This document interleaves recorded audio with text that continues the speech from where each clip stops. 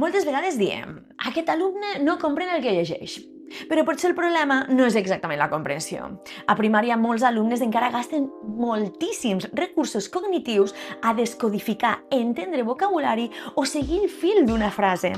I si tota la seva energia mental se'n va cap allí, els queda molt poc espai per comprendre de veritat. Per això treballar la comprensió lectora no pot ser només donar un text i unes preguntes al final. Necessiten treballar estratègies per abans de llegir, durant la lectura i després de llegir. A DocuAIDU les comprensions lectores estan dissenyades per acompanyar tot aquest procés. No es tracta només de comprovar si han entès, es tracta d'ensenyar-los a comprendre. Perquè llegir un text no és el mateix que saber què fer amb ell. Si la teva escola esteu revisant materials de comprensió lectora per al pròxim curs, escriu-nos i t'ensenyem una mostra real dels materials. Ens hi veiem!